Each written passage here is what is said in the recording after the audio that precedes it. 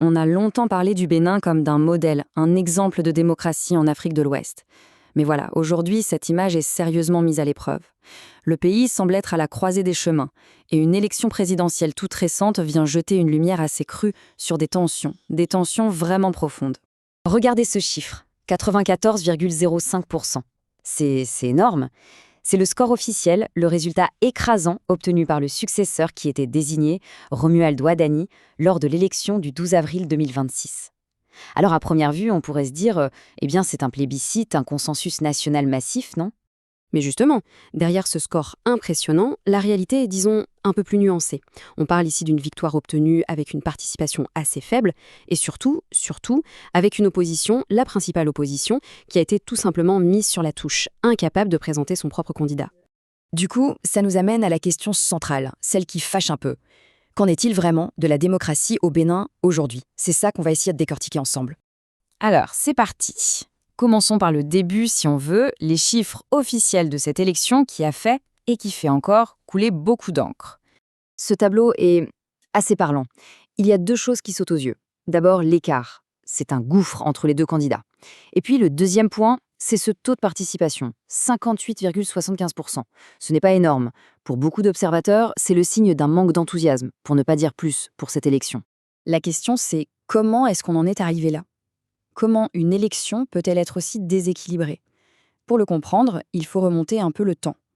Parce que tout ne s'est pas joué le jour du vote, loin de là. Le match était en quelque sorte plié d'avance à cause de nouvelles règles du jeu. On peut vraiment parler d'un cheminement en 4 étapes qui a mené à l'exclusion de l'opposition. Tout commence avec un nouveau code électoral. En gros, on rend l'accès au Parlement bien plus compliqué. Étape 2, on durcit les règles de parrainage pour la présidentielle.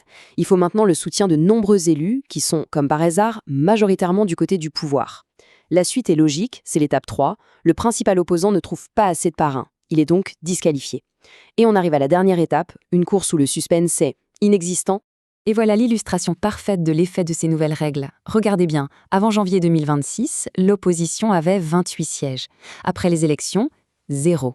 0 siège. Le parti Les Démocrates a été balayé. Résultat, un parlement monochrome entièrement aux mains de la coalition au pouvoir. Mais attention, ce verrouillage politique ne concerne pas que les partis et les élections. Non, son nombre s'étend bien plus loin et elle commence à affecter les libertés fondamentales, partout dans le pays. Et ce ne sont pas juste des impressions. Des organisations comme Amnesty International sont très claires là-dessus. Elles sonnent l'alarme, comme le dit ici Dieudonné Dagbeto, en parlant d'attaques contre les médias et d'arrestations arbitraires. Ça touche tout le monde, la presse, les militants et même les simples citoyens qui osent élever la voix. D'ailleurs, Amnesty ne se contente pas de dénoncer. L'organisation a publié une sorte de feuille de route pour le nouveau président, avec 5 priorités absolues. Ça va de la liberté d'expression à l'accès à la justice, en passant par les droits économiques et sociaux.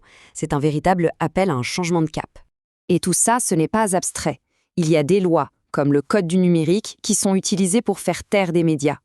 Il y a des figures de l'opposition, comme Rekia Madougou, qui sont en prison. Et ça, même si des instances comme l'ONU considèrent sa détention comme arbitraire. Les conséquences sont donc bien réelles et elles sont lourdes. Comme si le tableau politique n'était pas assez compliqué, il faut ajouter une autre crise.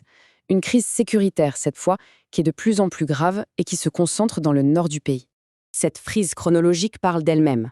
On voit clairement l'escalade, des premières attaques en 2019 jusqu'aux attentats très meurtriers de ces derniers mois. La situation s'est dégradée à une vitesse folle, au point qu'aujourd'hui, le Bénin est l'État côtier d'Afrique de l'Ouest le plus touché par cette violence qui déborde du Sahel. Et derrière cette violence, il y a un nom qui revient constamment, le GSIM. C'est une coalition de groupes affiliés à Al-Qaïda. Ils ne sont plus seulement au Sahel, ils ont réussi à s'implanter dans le nord du Bénin et représentent maintenant une menace directe pour l'État, mais aussi et surtout pour les habitants de la région. Alors voilà, le nouveau président arrive aux commandes d'un pays qui est paradoxal. Un pays confronté à des défis immenses et qui semble parfois se contredire. C'est vraiment ça, le paradoxe béninois. D'un côté, on a des chiffres économiques qui font rêver, une croissance de 7% l'an dernier, une réputation de stabilité et de réformes bien menées. Et de l'autre, on a tout ce qu'on vient de voir, un recul démocratique, une exclusion politique et cette crise sécuritaire au nord qui ne fait que s'aggraver. Et cette croissance économique, elle cache aussi une réalité sociale plus difficile. Parce que plus de 30% de la population vit toujours sous le seuil de pauvreté. C'est le grand reproche qu'on entend sur place. Cette richesse, beaucoup de gens ne la voient tout simplement pas dans leur vie de tous les jours.